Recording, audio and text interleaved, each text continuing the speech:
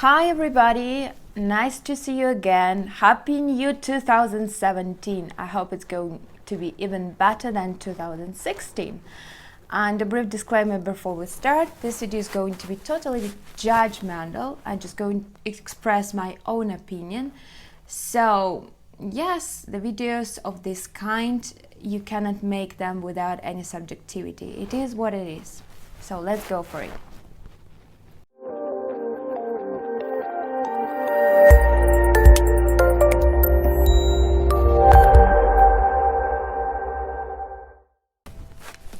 I'm making this video on request, so thanks for asking. First, I want to say that if you're a student and you come to Madrid for studies, it's going to be a lot easier for you because your university is responsible for making your stay in Madrid as comfortable as they can. So they're gonna work hard to find you a good location, good accommodation. So don't worry if you're applying for university, if you're going to study in Madrid, they're gonna help you a lot with finding right accommodation, or it's gonna be a student's residence. So anyway, you are not gonna be left on the street. Second, if you're coming to Madrid as a student, alone, as a single person, it's a lot easier for you. Even if you don't like their residence flat, which your university is offering you, you can find another room quite easily, and this room is not going to be so pricey. For instance, you can find a room here in Madrid starting from 200 up to 500 euros per month. And if it's going to be 500 euros per month for a room, the room is going to be right in the heart of Madrid, right in the center. We've been living in the similar condition not so far ago, and it was in Santa Cruz. It was the very center of Madrid. And I highly recommend to rent a room in the center of Madrid, because this way you're gonna get to know the culture in depth, right? You're not gonna be sleeping at night because parties all the time, gypsies all the time, by your window singing. It's gonna be fun for you.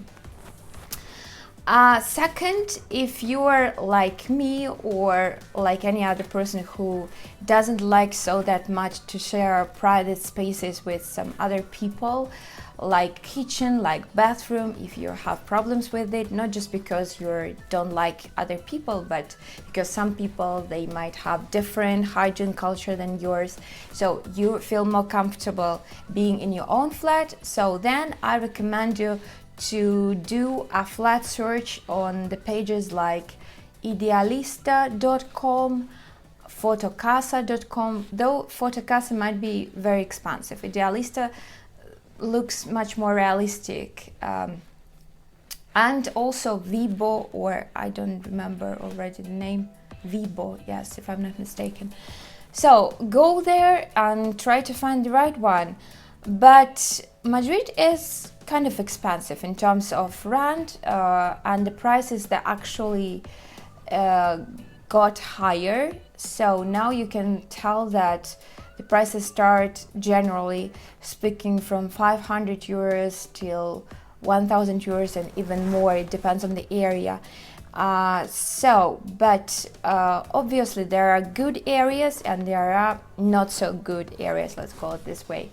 I wouldn't recommend you to look for a flat in the areas, in the neighborhoods like Numancia, Vallecas and Las Tablas.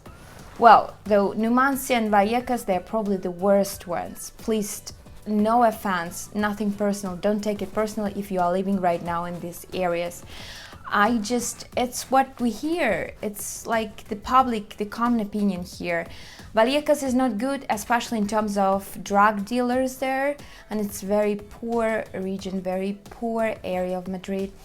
Las Tablas, well, it's not as criminal as Vallecas, you can tell, but it looks like a deserted place. There is no life going there. It looks like a left alone place. And right now there are some projects which plan to develop this area and make it much more comfortable for living, to build their new supermarkets, new malls, new shopping centers, but it's still on the paper. So for now, Las Tablas sounds like a bit of very boring area, very dull area, if to put it.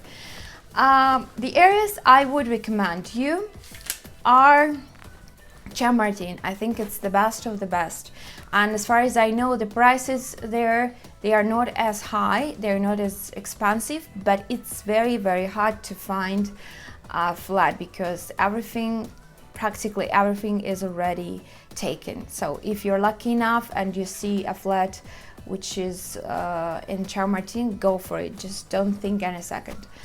Next one is Ciudad Universitaria, Nuevos Ministerios, Guzmán el Bueno, Moncloa. These areas might be called like Pacific, good, close to the center areas, good infrastructure. So yeah, highly recommended. I would not personally, it's just my opinion, I would not personally recommend you to look for a house, to look for a flat in the areas like Lavapiés and Cuatro Caminos. Lavapiés, I don't personally like it because yes, it is close to the center. You can feel the spirit of Madrid, of the ancient Madrid, but the flats you might find there, they're very, very tiny, very small, not very well refurbished. So if you're just if you're used to comfortable conditions, I wouldn't recommend Lavapiés. And Cuatro Caminos are especially, well, there are a lot of suspicious people there. I don't want to sound like very judgmental or something, but it is what I see. Just how can I be purely objective? Okay. So Cuatro Caminos, yeah, recently I have heard on the news that there were some cases like the girl was stabbed in the back, and and in general, if you just go and take a walk in Cuatro Caminos in this area, you're gonna see like people, they are a lot of immigrants there, a lot of poor people, probably criminals, but I can speak for myself because me personally, I've never experienced, lucky enough, I've never experienced robbery or anything like that. But the news, as I said before, sometimes you might hear that there are some criminal groups, and yes, it's just dangerous, might be dangerous. I would recommend you, yes, I mentioned already Ciudad Universitaria, Guzmán Bueno, Moncloa. Also, Alonso Martínez is very comfortable for life area, and the architecture, the buildings there, they're just precious. You have a very beautiful architecture there, just a pleasure for your eye. Salamanca is also a pleasure for your eye, but it's very posh, pricey and expensive. But you could say it's the best of the best. It's like creme de la creme, as they say here, and it's close to Retiro, so you can breathe in fresh air and you can take a stroll among these expensive shops, and it's very beautiful to live there. And